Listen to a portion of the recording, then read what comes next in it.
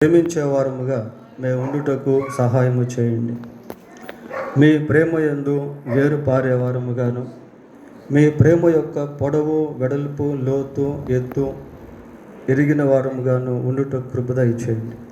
శాశ్వతమైన ప్రేమతో మీరు మమ్మల్ని ప్రేమిస్తూ ఉన్నారు. అందును బట్టి మీకు స్తోత్రాలు. మీ ప్రేమ యందు ఇంకనూ మేము స్థిరపరచబడి మీ ప్రేమకు విలువ కట్టి ఆ రీతిగా జీవించుటకు కృప దయచేయండి. మరొకసారి మీ వాక్యాన్ని ధ్యానం చేసుకుంటూ ఉండగా మీరే మీ వాక్యము ద్వారా మా అందరితో మాట్లాడండి. మమ్మల్ని అందరినీ దర్శించండి. మాలో ఒక నూతన ఉజ్జీవాన్ని మీరు కలిగించమని ఘనత, మహిమ, ప్రభావములను మీకే ఆరోపిస్తూ ఇక్కడ ఉన్నటువంటి ప్రతి ఒక్కరి పట్ల మీరు ఒక ప్రత్యేకమైన ఉద్దేశాన్ని కలిగి ఉన్నారు. మాలో ప్రతి ఒక్కరూ మీ దృష్టికి ఎంతో విలువైన వారు ప్రభా. అందుని బట్టి మీకు స్తోత్రాలు చెల్లిస్తూ మా రక్షకుడైన యేసుక్రీస్తు పరిశుద్ధమైన నామంలో ప్రార్థన చేస్తున్నాము తండ్రి, ఆమేన్.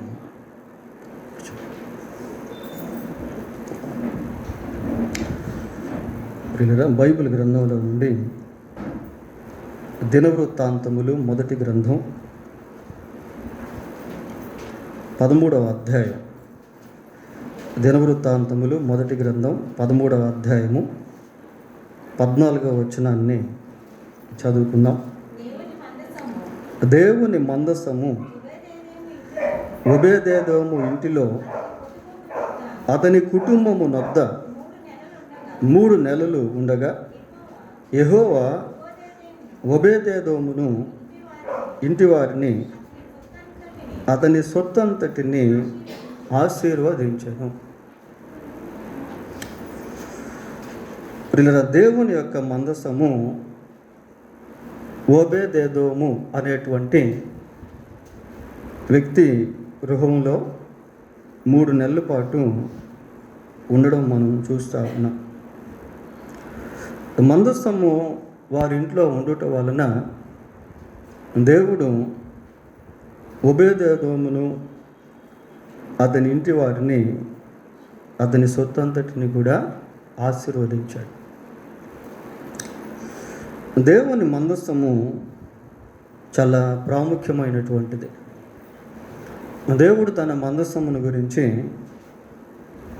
మోషేకు ఆజ్ఞాపించి మందసం ఎంత పొడవు ఉండాలో, ఎంత వెడల్పు ఉండాలో, ఏ కర్రతో అది చేయబడాలో, ఎటువంటి బంగారుతో అది పొదిగించబడాలో, ఈ విషయాలన్నీ కూడా దేవుడు మోషేకు తెలియజేసి మందసాన్ని తయారు చేశాడు.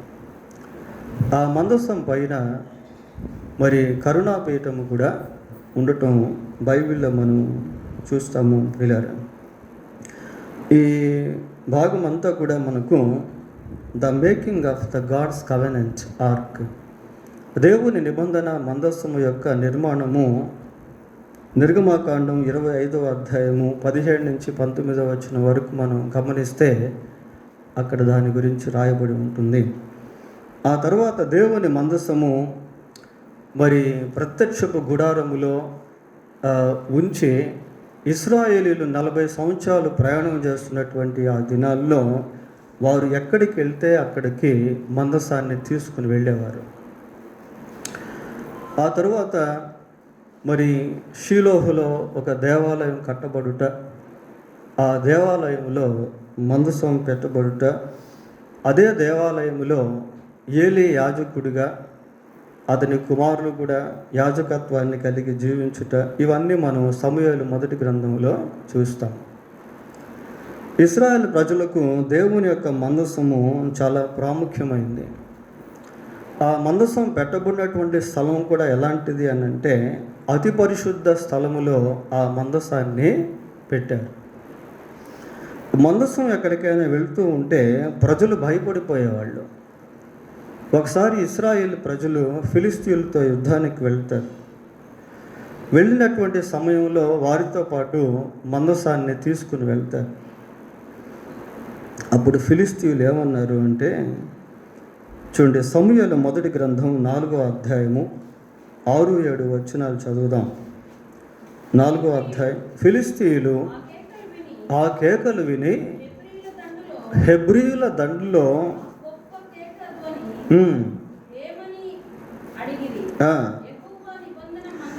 యెహోవా నిబంధన మందసము దండులోనికి వచ్చనని తెలుసుకొని జడిసి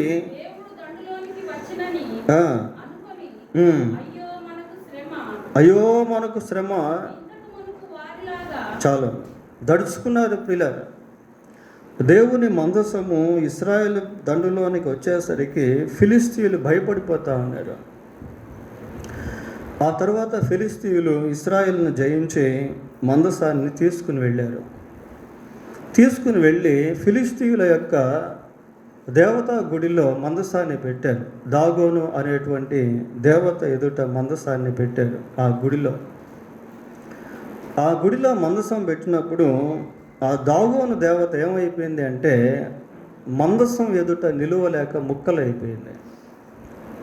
తల విరిగిపోయింది, కాళ్ళు చేతులు విరిగిపోయినాయి, మొండెం మిగిలింది. ప్రియులారా చూడండి, అదే సమూయేలు గ్రంథం 1వ అధ్యాయం 5వ అధ్యాయం 4వ వచనం చూడండి. ఆ మరునాడు వారు ఉదయముననే లేవగా దాగోను యెహోవా మందసము ఎదుట నేలను బోర్లబడి ఉండెను. దాగోను యొక్క తలయు 2 అరచేతులను తెగవేయబడి గడప దగ్గర పడి ఉండేది. చూడండి ప్రియులారా, అంత శక్తివంతమైనటువంటిది దేవుని యొక్క నిబంధన మందసము. ఫిలిష్తీయులు ఆ మందసాన్ని తీసుకుని వెళ్ళటం వల్ల చాలా శ్రమలు అనుభవించారు. 6-7 వచనాలు కూడా చూడండి. యెహోవా హస్తము అష్డోదు వారి మీద భారముగా ఉండెను. అష్డోదు వారిని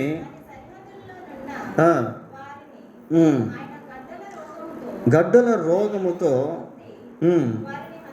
వారిని హతము చేస్తారు. Why? Because of the covenant, God's covenant. ఎందుకు అంటే దేవుని యొక్క మందసాన్ని బట్టి ఆ యొక్క ఫిలిష్తీయుల జనాల్లో భయంకరమైనటువంటి విపత్తు సంభవించింది. వాళ్ళకి అర్థమైపోయింది, ఇదిగో దేవుని మందసం మన దగ్గర ఉండటం వల్లనే ఈ వ్యాధి వచ్చింది, ఈ బాధలు వచ్చాయి. కాబట్టి we will send this ark to another place.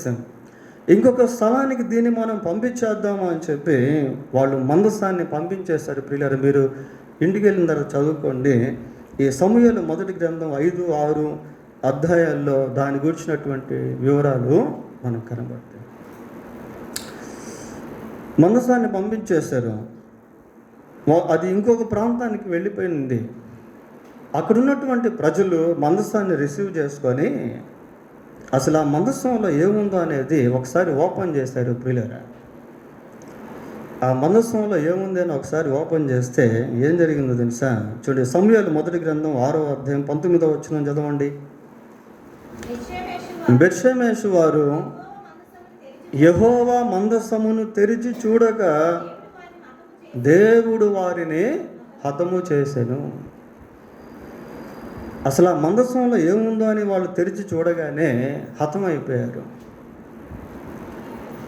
ఆ తర్వాత అదే మందసాన్ని దావీదు పరిపాలించేటువంటి ఆ దినాల్లో తీసుకొని వస్తూ ఉండగా మరి మంచి రథం పైన తీసుకుని వస్తా ఉన్నారు. ఎద్దుల బండ్లకి తీసుకొస్తా ఉన్నారు. ఎద్దులు కాలు జారాయి. అప్పుడు ఉజ్జా అనేటువంటి వ్యక్తి ఆ మందసాన్ని పట్టుకున్నాడు. పట్టుకునేసరికి ఉజ్జా అక్కడికక్కడికే మరణించాడు. అంత పవర్ఫుల్ అది మందసం. అప్పుడు దావీదు కూడా భయపడిపోయి ఏం చేయాలో తెలియనటువంటి పరిస్థితిలో ఆ మందసాన్ని తీసుకుని వచ్చి ఒబేదెదోము ఇంట్లో పెట్టాడు. ప్రియులారా, మందసం అతని ఇంట్లో ఎన్ని రోజులు ఉంది? 3 నెలల పాటు మందసము ఉంది. మరి ఎందుకు దావీదు బహుశా ఒబేదెదోము ఇంట్లో ఆ మందసాన్ని పెట్టుంటాడు అంటే ఒబేదెదోము దైవిక సంబంధమైనటువంటి వ్యక్తి అయి ఉంటాడు. ప్రియులారా, ఓబేదెదోము దైవిక సంబంధమైనటువంటి వ్యక్తిగా, దేవుని ఎరిగినటువంటి వ్యక్తిగా, దేవుని భయం కలిగినటువంటి వ్యక్తిగా బహుశా ఉండి ఉంటాడు. అందుకే దావీదు ఆ మందసాన్ని అతని దగ్గర పెట్టాడు. That time he welcome the arc. అటువంటి సమయంలో ఓబేదెదోము ఆ మందసాన్ని ఆహ్వానించాడు తన గృహానికి. ప్రియులారా, ధైర్యం చేశాడు. ఎందుకు అంటే మందసం ఎక్కడుంటే ప్రజలు అక్కడ మరణిస్తూ ఉన్నారు. అటువంటి సమయంలో, అటువంటి దినాల్లో ఓబేదెదోము ధైర్యం చేసి తన ఇంట్లో మందసం ఉండేదానికి ఇష్టపడ్డాడు. అంతేకాకుండా దావీదు మాటకు ఓబేదెదోము విధేయత చూపించాడు. ఆ తర్వాత దేవుడు ఓబేదెదోమును బహుగా ఆశీర్వదించాడు. అతని యొక్క వంశము దీవించబడింది. అతని యొక్క సొత్తును దేవుడు ఆశీర్వదించాడు. ఈ భాగం అంతా కూడా మనం ఆ 13వ అధ్యాయం 14వ వచనంలో చూసాం ప్రియులారా. సరే, ఇంతకీ ఆ మందసంలో ఏముంది అనేటువంటిది ప్రాముఖ్యం. What is in that arc? ఆ యొక్క మందసంలో ఏముంది అని మనం తెలుసుకోగలిగితే చూడండి, ఒకసారి హెబ్రీ పత్రికకి వెళ్దాం. హెబ్రీ పత్రిక 9వ అధ్యాయము, హెబ్రీలకు రాసిన పత్రిక 9వ అధ్యాయము 3-4 వచనాలను చూద్దాం ప్రియులారా.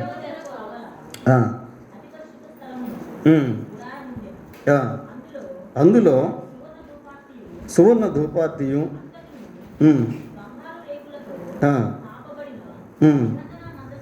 నిబంధన మందసమును ఉండెను. ఆ మందసములో మన్నా గల బంగారు పాత్రయు, చిగురించిన అహరోను చేతికర్రయు, నిబంధన పలకలను ఉండెను. ఆ మందసంలో ఏమున్నాయి అనే వివరాలు ఇక్కడ మనం చూస్తూ ఉన్నాం ప్రియులారా. ఆ మందసంలో ఏమున్నాయి అంటే మన్నా గల బంగారు పాత్రయు, చిగురించిన అహరోను చేతికర్రయు, నిబంధన పలకలను ఉండెను. ఆ మందసంలో ఉన్నటువంటి వాటిని గురించి హెబ్రీ గ్రంథకర్త రాస్తా ఉన్నాడు. దీంట్లో నుంచి కొన్ని విషయాలు మనం ధ్యానం చేద్దాం ప్రియులారా. ఆ మందసంలో ఏముంది అని అంటే, మరి మన్నా గల బంగారు పాత్ర ఉంది. ఒక బంగారు పాత్రలో మన్నాను పెట్టి ఆ పాత్రను దాంట్లో ఉంచారు ప్రియులారా. ఈ మన్నాను గురించి మనం ఆలోచన చేసినప్పుడు 78వ కీర్తన 24-25 వచనాలు చదువుకుందాం. ఆహారమునకై ఆయన వారి మీద మన్నాను కురిపించెను, ఆకాశ ధాన్యము వారికి అనుగ్రహించెను. దేవదూతల ఆహారము నరులు భుజించిరి. ప్రియులారా, ఈ మన్నా అనేటువంటిది ఈ భూ సంబంధమైనటువంటిది కాదు. దేవుడు ఆకాశ ధాన్యముగా దాన్ని ఇశ్రాయేలు ప్రజలకు ఇచ్చాడు ప్రియులారా. మన్నాను గురించి యేసుక్రీస్తు ప్రభువు మాట్లాడాడు బైబిల్లో. చూడండి, యోహాను సువార్త 6వ అధ్యాయము 49-50 వచనాలు చదువుకున్నాం. మీ పితరులు అరణ్యములో మన్నాను తినినను చనిపోయిరి, దీనిని తినువాడు చావకుండునట్లు పరలోకము నుండి దిగి వచ్చిన ఆహారము ఇదే. ప్రియులారా, యేసుక్రీస్తు ప్రభు మన్నాను గురించి మాట్లాడుతూ తన శరీరమును గురించి ఇక్కడ మెన్షన్ చేస్తూ ఉన్నాడు. మీ పితరులు అరణ్యములో మన్నాను తినిన చనిపోయారు, అయితే దీన్ని తినువాడు ఇక చనిపోడు, పరలోకము నుండి దిగి వచ్చినటువంటి ఆహారం ఇదే అని చెప్పాడు. పరలోకము నుండి దిగి వచ్చినటువంటి ఆహారము అంటే అక్కడ యేసు ప్రభు తన యొక్క శరీరమును గురించి మాట్లాడుతూ ఉన్నాడు ప్రియులారా. యేసు ప్రభు తన శరీరమును గురించి మాట్లాడుతూ ఉన్నాడు. మనం బల్లలో ప్రభు యొక్క శరీరాన్ని ఆయన సిలువలో చిందించినటువంటి రక్తాన్ని జ్ఞాపకం చేసుకుంటాం. We remember the body of Christ and his blood. The communion, బలులో ప్రభు యొక్క శరీరాన్ని, రక్తాన్ని మనం జ్ఞాపకం చేసుకుంటూ ఉంటాం ప్రియారా. ఆ రోజుల్లో యేసు ప్రభు తన శరీరం అనేటువంటి మన్నాను గురించి లేక ఆహారం గురించి మాట్లాడుతూ ఉంటే ప్రజలు అర్థం చేసుకోలేకపోయారు ప్రియులారా. అర్థం చేసుకోకపోగా they misunderstand Jesus saying in those days. ఆ రోజుల్లో యేసు ప్రభు యొక్క మాటలను వాళ్ళు అర్థం చేసుకోకపోగా అపార్థము చేసుకున్నారు. చూడండి, మన్నా యేసు ప్రభు యొక్క శరీరాన్ని సూచించేటువంటిదిగా ఉంది. దీని గురించి మనం జ్ఞాపకం చేసుకున్నప్పుడు, ఆలోచన చేసినప్పుడు చూడండి, కొరింథీయులకు రాసిన మొదటి పత్రిక 11వ అధ్యాయము, కొరింథీయులకు రాసిన మొదటి పత్రిక 11వ అధ్యాయం 24వ వచనం చదువుదాం. దానిని విరిచి, ఇది మీ కొరకైన నా శరీరము, నన్ను జ్ఞాపకం చేసుకున్నట్టుకై దీన్ని చేయుడని చెప్పాను. విరుగుబడినటువంటి యేసు ప్రభు యొక్క శరీరము ప్రియులారా, దీంట్లో మనం నేర్చుకోవాల్సింది ఏంటి అని అంటే understanding the crucifixion of Jesus Christ. Yesukristu యొక్క సిలువను గూర్చినటువంటి గ్రహింపు మనం పొందుకోవాలి. ఈ రోజుల్లో చాలామందికి మందిరానికి వస్తున్నారు, వెళ్తున్నారు, కానీ ప్రభు యొక్క సిలువను గూర్చిన గ్రహింపు పొందుకోవట్లేదు. యేసు ప్రభు యొక్క సిలువ నీకు అర్థం కాకపోతే the soul that you have will go to hell. నీలో ఉన్నటువంటి ఆత్మ నరకానికి వెళ్ళిపోతుంది. You must comprehends the crucifixion of Jesus Christ. Yesukristu యొక్క సిలువ నీకు అర్థం కావాలి. యేసు ప్రభు యొక్క సిలువ, ఆయన సిలువలో కార్చిన అమూల్యమైనటువంటి రక్తము, సకల మానవ పాప క్షమాపణకై యేసు ప్రభు సిలువలో తన రక్తాన్ని చిందించాడు. మన అతిక్రమ క్రియలను బట్టి ఆయన గాయపరచబడ్డాడు, మన దోషములను బట్టి ఆయన నలగొట్టబడ్డాడు ప్రియులారా. కాబట్టి ఇది దేన్ని జ్ఞాపకం చేస్తుందంటే అండర్స్టాండింగ్ ద క్రూసిఫిక్షన్. యేసు ప్రభు యొక్క సిలువను జ్ఞాపకం చేస్తాం. మన తర్వాత 28వ వచనం చదవండి, కొరింథీయులకు రాసిన మొదటి పత్రిక. కాబట్టి ప్రతి మనుష్యుడు తను తాను పరీక్షించుకొని అలాగూ చేసి ఆ రొట్టెను తిని ఆ పాత్రలోనిది తాగు. Self examination. ఎవరికి వారే స్వపరీక్ష అనేటువంటిది చేసుకోవాలి పిల్లలు. ప్రసంగిలో ఒక మాట ఉంటుంది, ఏమనుంటుందంటే, నీవు దేవుని మందిరమునకు వెళ్ళినప్పుడు నీ ప్రవర్తనను జాగ్రత్తగా చూచుకొనుము. Self examination. ఎవరికి వారే నా భక్తి జీవితం ఎలాగుంది, నా ప్రార్థనా జీవితం ఎలాగుంది, దేవునితో నా సహవాసం ఎలాగుంది, నా పునాదులు ఎలాగున్నాయి, నా ఆత్మీయ స్థాయి ఎలాగుంది, దేవునికి ఇంకా విరోధంగా ఎక్కడైనా జీవిస్తున్నానా, దేవుని హృదయాన్ని గాయపరుస్తున్నానా, నా నోటి మాటలు, నా హృదయ ధ్యానం దేవునికి అనుకూలంగా ఉన్నాయా, దేవునికి ఆయాసకరమైన మార్గం ఏదైనా నాలో ఉందా అని ఎవరికి వారే స్వపరీక్ష చేసుకోవాలి. ఈరోజు మన కళ్ళ ముందు మన్నా లేకపోయినప్పటికీ God has put it in our sight. దేవుడు మన ఎదుట దీన్ని ఉంచాడు ప్రియులారా. 23వ వచనం కూడా చూడండి. నేను మీకు అప్పగించిన, మీకు అంటే ఫెలోషిప్ ప్రియులారా, సంఘ సహవాసం, ప్లూరల్లో రాశారు ఆ పదాన్ని. సంఘ సహవాసము, church fellowship is most important to grow in the lord more and more. దేవునిలో అంతకంతకు ఎదిగేదానికి సంఘ సహవాసము అనేది చాలా ఇంపార్టెంట్ ప్రియులారా. ఈ రోజుల్లో చాలామందికి సంఘ సహవాసం అనేది లేదు. ఒకప్పుడు సంఘానికి మనుషులు పరిగెత్తుకుంటూ వచ్చేవాళ్ళు. ఎప్పుడెప్పుడు ఆదివారం వస్తుందా దేవుని సన్నిధికి వెళ్దామని పరితపించేవాళ్ళు. ఈ రోజుల్లో అటువంటి భారం లేదు. ఎప్పుడెప్పుడు అయిపోద్దా అనుకునే వాళ్ళు ఉన్నారు.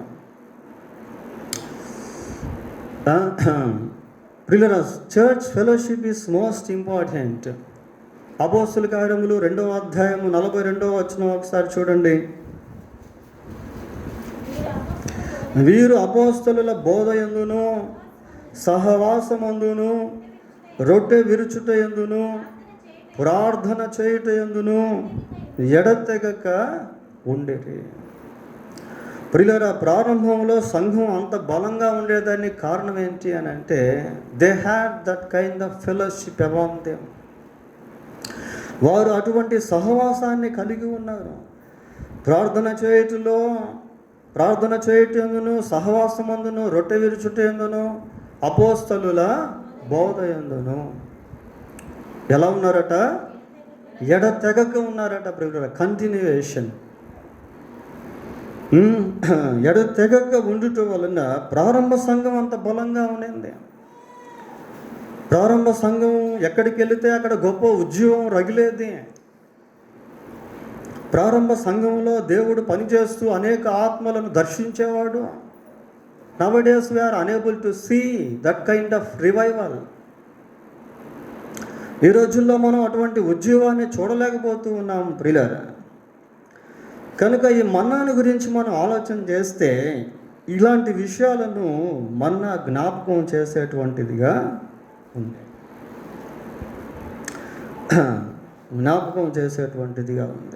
ఇంకా ప్రభు యొక్క శరీర లేక ప్రభు యొక్క రక్త మాంసములలో పాలు పంపులు పొందుట అనేటువంటిది అది చిన్న విషయం కాదు ప్రియులారా. చూడండి, యోహాను సువార్త 6వ అధ్యాయము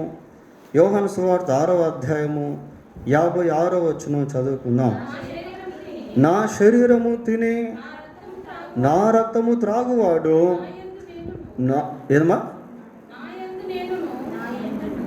నా యందును నేను వాని యందును నిలిచి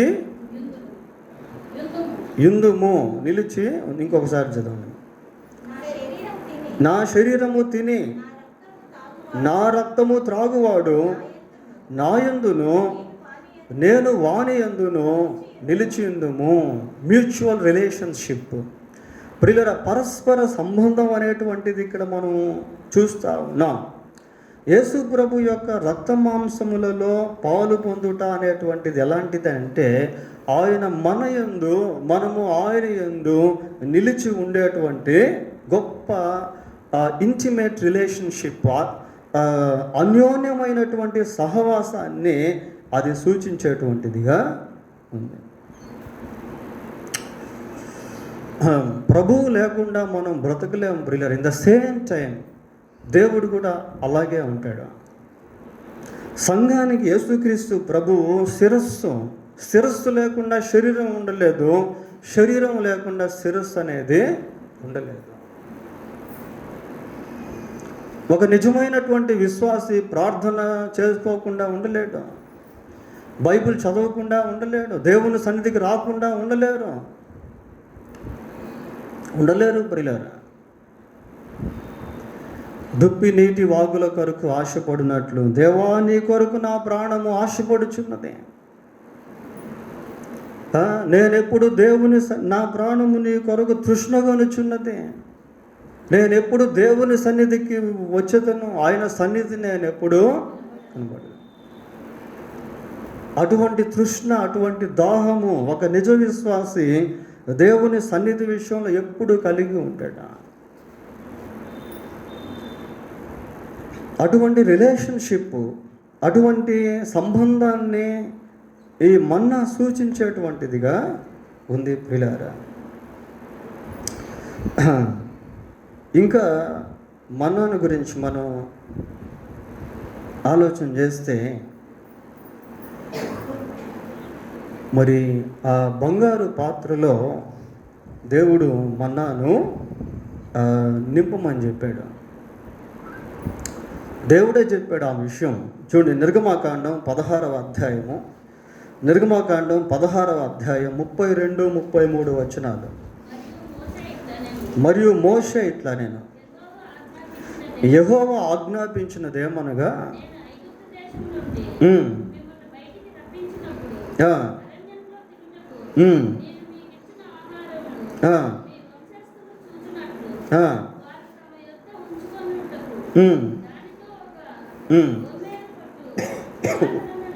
ఓమేరు పట్టు పాత్రను నింపుడా నేను. ఓమేరు గురించి మాట్లాడుతున్నాడు పిల్లారా. దేవుడే ఆ రీతిగా మోషేకు ఆజ్ఞాపించాడు. వాళ్ళు ఒక పాత్ర తీసుకొని ఎంత పడితే అంత మన్నాను దాంట్లో నింపేదానికి లేదు. ఓమేరు అనేటువంటిది ఒక కొలత. ఆ కొలత ప్రకారమే పాత్రలో మన్నాను నింపాలి. ఆ కొలత ఏంటో తెలుసా? దశమ భాగము. ఆ కొలత దశమ భాగం. ప్రియరా 36వ వచనం చదవండి. అక్కడే ఓమేరు అనగా ఏపాలో దశమ భాగము. అసలు నిజంగా బైబిల్లో మనం లోతుగా ఆలోచించి అర్థం చేసుకొని చదివితే చాలా విషయాలు మనకు అర్థమవుతాయి ప్రియులారా. దశమ భాగాన్ని జ్ఞాపకం చేస్తూ ఉంది మన్నా. దశమ భాగం గురించి అడిగితే మాట్లాడితే pastors are expecting our money అనుకుంటారు ప్రియులారా. No, it is your responsibility to give the tithe to God who gives you everything. సమస్తాన్ని నీకు ఇస్తున్నటువంటి దేవునికి దశమ భాగం ఇచ్చుట అనేది నీ యొక్క బాధ్యత. It's your responsibility to give the tithe. ఎంతమంది దశమ భాగాలు ఇస్తున్నారండి? We're not giving the tithe to organisations or pastors or churches, but it is responsibility for us to give the tithe because God has blessed us abundantly. It teaches the discipline of spirituality. ప్రియులారా, ఈ మన్నాను గురించి మనం ఆలోచన చేస్తే అది మనకు దశమ భాగాన్ని జ్ఞాపకం చేస్తాం. ఎటపడితే అటు ఒక గిన్నెను తయారు చేసి ఆ గిన్నెను తీసుకెళ్ళి ముంచి ఎంత కావాలంటే అంత తీసుకొని మన్నాను వాళ్ళు పెట్టలేదు. ఓమేరు మన్నాను దాంట్లో పెట్టారు. ఓమేరు ఏందట? ఏఫాలో దశమ భాగము. సరే, ఇంకా ఈ మందసం గురించి మనం ఆలోచన చేసినప్పుడు మందసంలో రెండవ వస్తువు ఏముంది? చిగురించిన అహరోను చేతి కర్ర. ప్రియారా, చిగురించిన అహరోను చేతి కర్ర. ఎందుకు దాంట్లో అప్పుడు పెట్టాల్సి వచ్చింది అంటే ఒక వివాదం ఏర్పడింది. మోషేనైనా అహరోనైనా ఈ పనులు చేయాల్సింది, మేము కాదా చేయాల్సింది అని వాళ్ళలో ఒక వివాదం ఏర్పడినప్పుడు దేవుడి యొక్క ఏర్పాటును చేయాల్సి వచ్చింది. ప్రియులారా, సంఖ్యాకాండం 17వ అధ్యాయము 5వ వచనాన్ని చదువుకుందాం. ఎవరిని ఏర్పరచుకొందునో వాని కర్ర చిగురించును. ఇశ్రాయేలీయులు చాలా 8వ వచనం కూడా చదవండి. మరునాడు మోషే సాక్ష్యపు గుడారములోనికి వెళ్ళి చూడగా లేవీ కుటుంబముదైన అహరోను కర్ర చిగుర్చి ఉండెను. చిగుర్చి పువ్వులు పూసి బాదము పండ్లు గలదాయను. ప్రియులారా, దేవుడు అక్కడ ఒక అద్భుతాన్ని చేసి మరి లేవి యొక్క వంశాన్ని తన కొరకు ఏర్పాటు చేసుకున్నట్టుగా ఇక్కడ మనము చూస్తాం. లేవి యొక్క వంశాన్ని తన కొరకు ఏర్పాటు చేసుకున్నాడు. ఈ లేవీయులు చాలా ప్రాముఖ్యమైనటువంటి వాళ్ళు. ప్రియులారా, 12 గోత్రాల్లో ఇశ్రాయేలు 12 గోత్రాల్లో దేవుడు లేవియా గోత్రాన్ని ఏర్పాటు చేసుకున్నాడు. వీళ్ళకి ఇచ్చినటువంటి స్థాయి ఎలాంటిది అని అంటే చూడండి, మళ్ళీ హెబ్రీ పత్రిక వద్దాం. హెబ్రీ పత్రిక 9వ అధ్యాయం 7వ వచనం. 9:7. సంవత్సరానికి ఒకసారి మాత్రమే ప్రధాన యాజకుడు ఒక్కడే రక్తము చేత పట్టుకొని రెండవ గుడారములోనికి ప్రవేశించును. ఆ రక్తము తన కొరకు ప్రజల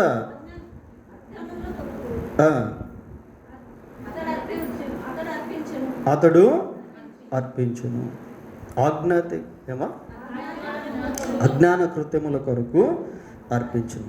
ప్రియులారా, ఈ ప్రధాన యాజకుడు అనేటువంటి వ్యక్తి సంవత్సరానికి ఒక్కసారి మాత్రమే అతి పరిశుద్ధ స్థలములోనికి వెళ్ళేవాడు. అక్కడే ఉండేది మందసం. ఈ ప్రధాన యాజకులు కూడా ఎవరు అంటే లేవియా వంశానికి సంబంధించినటువంటి వాళ్ళు. ప్రియుల సంవత్సరానికి ఒక్కసారి మాత్రమే వెళ్ళేవాడు. ఇక్కడ మనం గమనించాల్సింది ఏంటంటే, ఎందుకు వెళ్ళేవాడు? రక్తాన్ని తీసుకుని వెళ్ళేవాడు. ప్రక్షాళన ప్రియుల శాంటిఫికేషన్ అంటే పరిశుద్ధపరచబడే స్థితి, పాప క్షమాపణ నిమిత్తము పాపములు పరిశుద్ధపరచబడేటువంటి స్థితి. దీంట్లో మనం నేర్చుకోవాల్సింది ఏంటి అంటే, మన పాప క్షమాపణ కొరకు యేసుక్రీస్తు యొక్క రక్తము క్రిందకి ప్రతి ఒక్కరు కూడా రావాలి. We need to have the sanctification experience. ఈ పరిశుద్ధపరచబడేటువంటి అనుభవము మనలో ప్రతి ఒక్కరికి కావాలి ప్రియులారా. Why? Because we're not perfect. ఎందుకు అంటే మనలో ఎన్నో బలహీనతలు అనేటువంటివి ఉంటాయి. ప్రతిరోజు కూడా దేవుని చేత పరిశుద్ధపరచబడుతూ ఉండాలి. యేసు రక్తము ప్రతి పాపము నుండి మనలను పవిత్రులుగా చేయాలి. ఈ ప్రక్షాళన అనేటువంటిది చాలా అవసరం. కొద్దిమందితో దేవుడు మాట్లాడుతూ ఉంటాడు సూటిగా ప్రియులారా, కానీ వాళ్ళు దేవుని సన్నిధిలో సరి చేసుకోరు. మన పాపములను మనం ఒప్పుకొనిన ఎడల ఆయన నమ్మదగిన వాడు, నీతిమంతుడు గనుక ఆయన మన పాపములను క్షమించి సమస్త దుర్నీతి నుండి మనలను పవిత్రులుగా చేయి. దేవుడు నీతో మాట్లాడుతున్నప్పుడు నీవు ఎక్కడే ఏ పాపం చేశావో, ఎక్కడ ఆజ్ఞను అతిక్రమించావో, ఎటువంటి దోషములు నీ చుట్టూ తిరుగుతూ ఉన్నా, యూ మస్ట్ కరెక్ట్ దెమ్. నీవు వాటిని సరి చేసుకోవాలి ప్రియులారా. ఈ ప్రక్షాళన అనేటువంటిది నీకు కావాలి. పెద్ద ప్రవక్తగా పిలువబడేటువంటి యెషయా సహితం ఏమంటున్నాడు? అయ్యో, నేను అపవిత్రమైన పెదవులుగా. చూడండి ప్రియులారా, పేతురు అంటున్నాడు, నేను పాపాత్ముడను ప్రభువా, నన్ను వదిలి నన్ను విడిచి వెళ్ళిపో. సుంకర్ అంటున్నాడు, దేవా, పాపినైనా నన్ను కరుణించు. దావీదు అంటున్నాడు, ఏమన్నాడు దావీదు? హిస్సోపుతో నన్ను కడుగుము, నా పాపము పోవునట్లు నన్ను బాగుగా కడుగుము అంటున్నాడు. ప్రక్షాళన అవసరం ప్రియులారా. ఈ పరిశుద్ధపరచబడే స్థితిలోనికి మనుషులు రావట్లేదు ఈ రోజుల్లో. అందుకే వాళ్ళ పాపాలు అలాగే ఉన్నాయి, వాటిల్లో వాళ్ళు అలాగే జీవిస్తూ ఉన్నారు.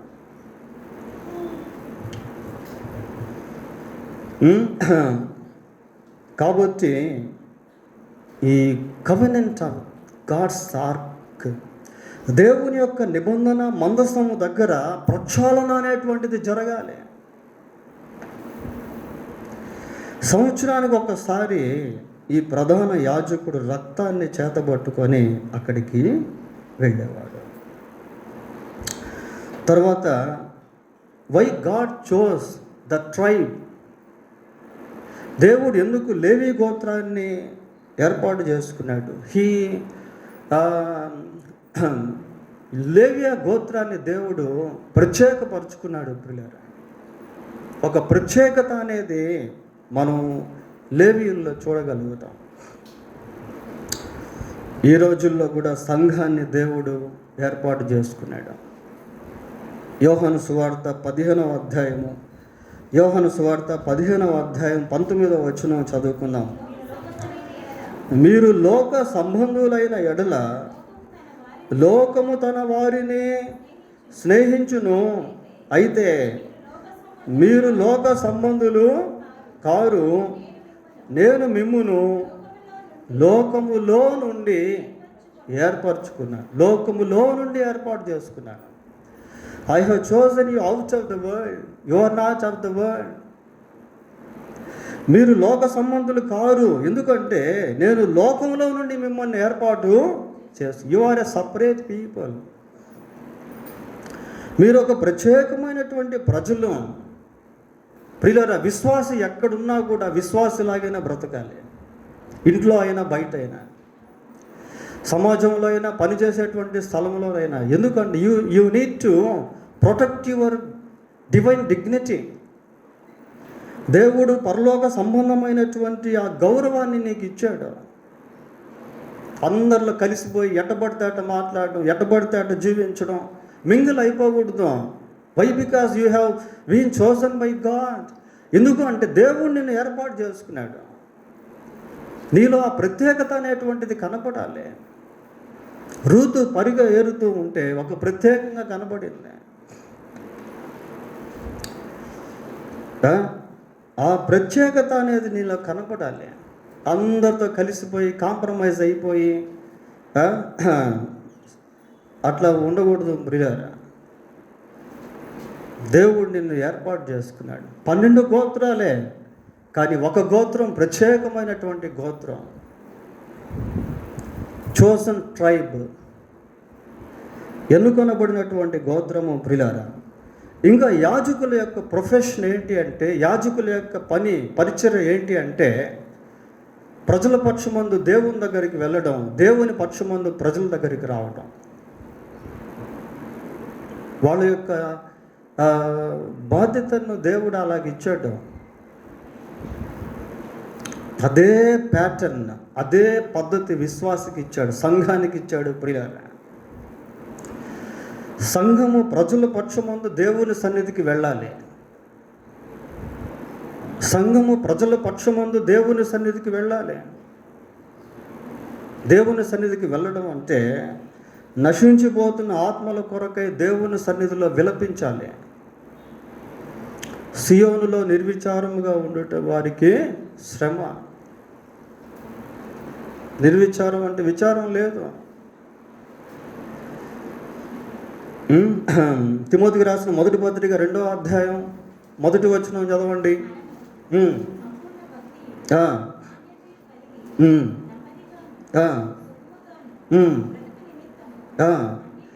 అన్నిటికంటే ముఖ్యముగా మనుషులందరి కొరకు, రాజుల కొరకు, అధికారుల కొరకు విజ్ఞాపనములను, ప్రార్థనలను, యాచనలను, కృతజ్ఞతాస్తుతులను చేయవలనని. చాలు. Going to the presence of God on behalf of people. ప్రజల కొరకు దేవుని సన్నిధికి వెళ్ళటం. ప్రియులారా, ఈ రోజుల్లో మనకు అంత టైం లేదు.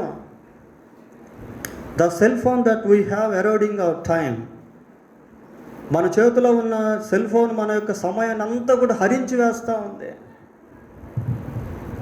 కొంత సమయం దేవుని సన్నిధిలో కేటాయించి నశించిపోతున్న ఆత్మల కొరకు ప్రార్థన చేయగలుగుతున్నామా? మీ ఇంట్లో ఎంతమంది దేవుని నమ్ముకోలేదు, వాళ్ళ కోసం భారం ఉందా? కనీసం బంధువుల్లో, స్నేహితుల్లో, తెలిసిన వారిలో ఎంతమంది దేవుని నమ్ముకోలేదు, వాళ్ళ గురించి భారం ఉందా? వాళ్ళ కొరకు ప్రార్థన చేస్తున్నావా? వాళ్ళ కొరకు కొంత సమయం కేటాయిస్తున్నావా? ప్రియులారా, దేవుని సన్నిధికి ప్రజల పక్షం మందు వెళ్ళట. రెండవదిగా, దేవుని పక్షమందు ప్రజల మధ్యకి వెళ్ళాలి. ప్రజల పక్షమందు దేవుని యొద్దకు వెళ్ళడం, దేవుని పక్షమందు ప్రజల యొద్దకు వెళ్ళటం. కొరింథీయులకు రాసిన 2వ పత్రిక 5వ అధ్యాయం, కొరింథీయులకు రాసిన 2వ పత్రిక 5వ అధ్యాయం 20వ వచనం. కావున దేవుడు మా ద్వారా వేడుకొనున్నట్లు మేము క్రీస్తుకు రాయబారులమై దేవునితో సమాధాన పడుడనే. ఎవరి పక్షమున? క్రీస్తు పక్షమున. దేవునితో సమాధాన పడుడని క్రీస్తు పక్షమున మిమ్మును బ్రతిమాలుకుంటా. అంత కర్మయం, అంత అవకాశం, అంత అవసరం ఏమొచ్చిందండి? వాళ్ళను బ్రతిమాలుకోవాల్సినంత అవసరం ఏమొచ్చింది? పౌలు అంటున్నాడు, ఏమంటాడంటే మీ ఆత్మల కొరకు నేను నాకు కలిగినవంతా కూడా వ్యయపరచదును, నన్ను నేను వ్యయపరచుకునేదును. అంత బాధ దేనికి? క్రీస్తు పక్షమందు బ్రతిమాలాడుతున్నారట ప్రియులారా. అయ్యా యేసు ప్రభువుని నమ్ముకోండి, లేకపోతే మీ ఆత్మ నరకానికి వెళ్ళిపోద్ది. యేసు ప్రభువుని నమ్ముకోండి, మీరు పాప క్షమాపణ పొందుతారు. యేసు ప్రభువుని నమ్ముకుంటే మీరు పరలోకానికి వెళ్తారు అని బ్రతిమాలుకుంటున్నారు ప్రియులారా. ఏమంటే కనీసం ఒక్కరికైనా సువార్త చెప్తున్నామా? ఒక పత్రిక ఇస్తున్నామా? Are you spending our money for proclaiming of gospel to the pagan people? నశించిపోతున్నటువంటి ఆత్మల కొరకు నీ ధనాన్ని నీవు ఖర్చు పెడుతున్నావా? నీ సమయాన్ని ఖర్చు పెడుతున్నావా? నీకు ఇవ్వబడినటువంటి తలాంతులు, నీకు ఇవ్వబడినటువంటి శక్తి, సామర్థ్యాలు, జ్ఞానము, are you sharing the gospel to the place where you are working? నీవు పనిచేస్తున్నటువంటి స్థలంలో ఇతరులతో ఎక్కడైనా సువార్త పంచుకునే ప్రయత్నాలు చేస్తున్నావా? ప్రియులారా, ఈ చిగురించిన అహరోను కర్ర ఎలాగుంది అంటే చిగురించిన స్థితిలోనే ఉండిపోయింది, వాడిపోవట్లేదు. ఎందుకు అంటే దేవుడు దాన్ని ప్రత్యేకపరుచుకున్నాడు. పోతే చివరిగా ఇంకేమున్నాయి? నిబంధన పలకలు. ప్రియులారా, నిబంధన పలకలు ఏంటి అంటే 10 ఆజ్ఞలు. నిర్గమకాండం 31వ అధ్యాయం 18వ వచనం చూడండి. 31:18.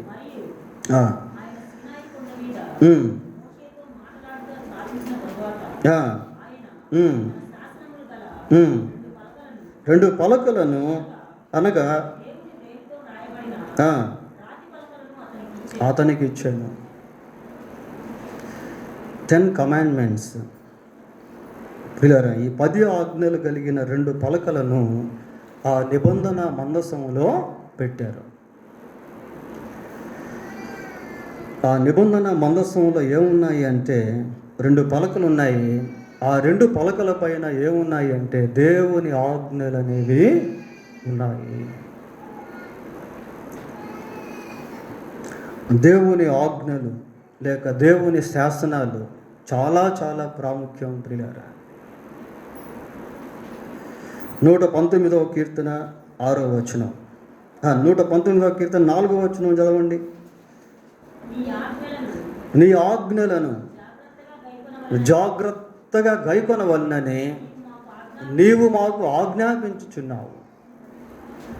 నీ ఆజ్ఞలను జాగ్రత్తగా గైకొనాలని నీవు మాకు ఆజ్ఞాపిస్తూ ఉన్నావు. ఎందుకు గైకొనాలి?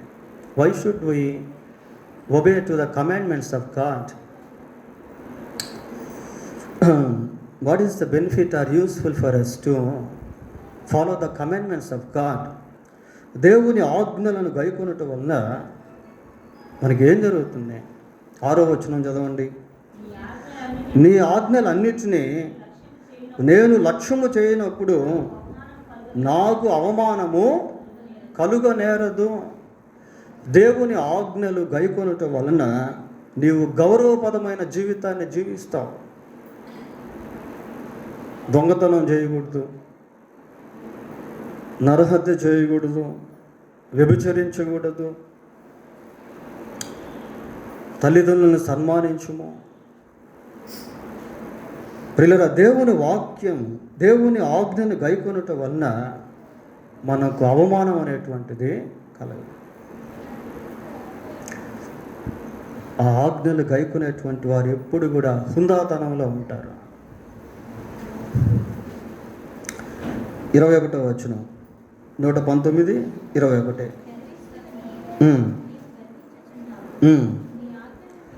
నీ ఆజ్ఞలను విడిచి తిరుగువారు శాపగ్రస్తులు. ఆజ్ఞను విడిచి తిరిగేటువంటి వాళ్ళు శాపగ్రస్తులు అయిపోతున్నారు ప్రియులారా. అయితే ఆజ్ఞలు గైకొనేటువంటి వారు ఎలాగుంటారంటే ఆశీర్వదింపబడినటువంటి వారిగా ఉంటారు. Following the commandments of God give you the great blessing. దేవుని ఆజ్ఞలు గైకొనటం వలన నీవెంతగానో దీవించబడతావు. 24 నీ శాసనములను నాకు సంతోషకరములు, అవి నాకు ఆలోచనకర్తలై ఉన్నవి. శాసనాలట ప్రియులారా సంతోషకరములు, అవి ఆలోచనకర్తలై ఉన్నవి. దేవుని వాక్యం నిన్ను నడిపిస్తుంది.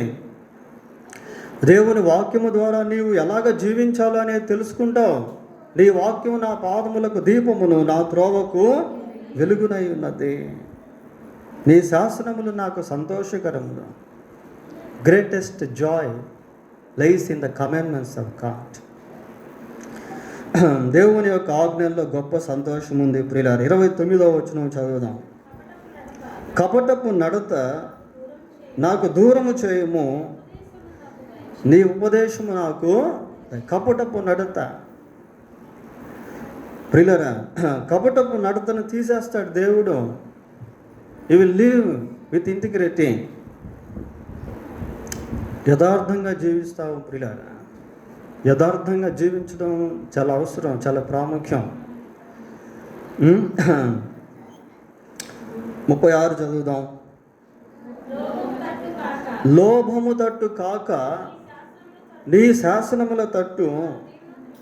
లోభం అంటే దురాశ. దురాశ నుంచి విడుదలిచ్చే దేవుని వాక్యం ప్రియులారా.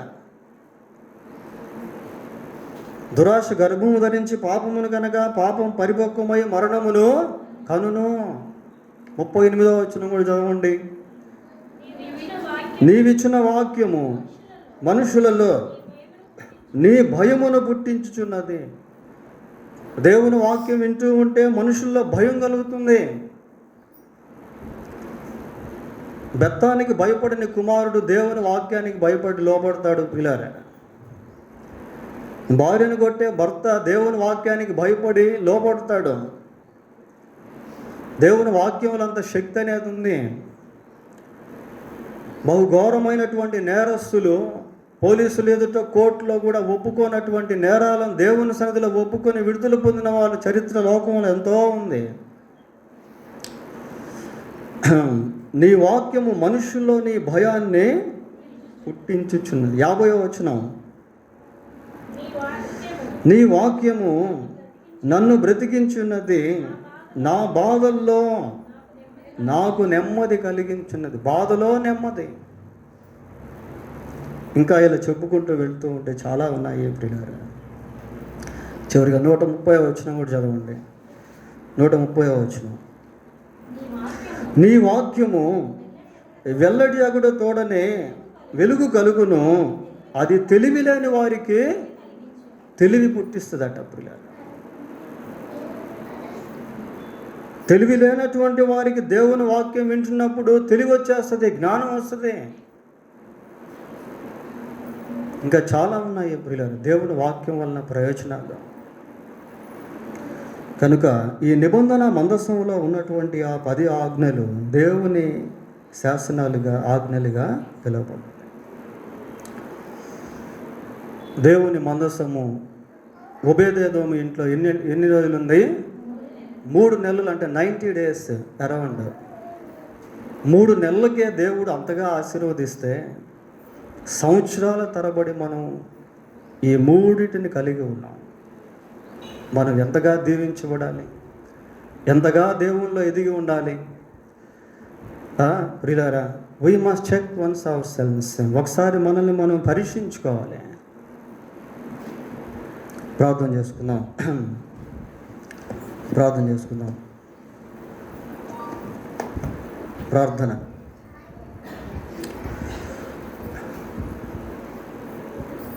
కనికరము కలిగిన మా తండ్రి, పరిశుద్ధుడు అయిన మా దేవ, మీ పాదములకు వందనాలు, స్తోత్రాలు చెల్లిస్తూ ఉన్నాం. ప్రభువా, శ్రేష్టమైనటువంటి మీ వాక్యాన్ని మీరు మాకు ఇస్తున్నారు, మీకు వందనాలు. మీ సన్నిధిలో పాప క్షమాపణ మీరు మాకు ఇచ్చారు, మీకు వందనాలు. మీతో సన్నిహిత సంబంధాన్ని, సహవాసాన్ని మీరు ఇచ్చినందుకై మీకు స్తోత్రాలు. లోకంలో నుండి మీరు మమ్మను ప్రత్యేకపరుచుకున్నారు, మీకు స్తోత్రాలు. ప్రజల పక్షమందు మీ సన్నిధికి, మీ పక్షమందు ప్రజల ఎదుటికి మేము వెళ్ళేవారముగా ఉండునట్లు సహాయము చేయండి. మీ ఆజ్ఞలను, మీ వాక్యమును గైకొని అందులో ఉన్నటువంటి సంతోషాన్ని అనుభవించేవారముగా, దాని ద్వారా మమ్మును మా కుటుంబాలను కట్టుకునేటువంటి వారముగా ఉండుట కృప దయచేయండి. సంఘ సహవాసంలో మేము ఎదిగే వారముగా ఉండుట కృప దయచేయండి. మీ సన్నిధి మాకందరికీ తోడుగా ఉంచమని మా రక్షకుడైన యేసుక్రీస్తు ఉన్నతమైన నామములో ప్రార్థన చేస్తున్నాము తండ్రి. ఆమేన్.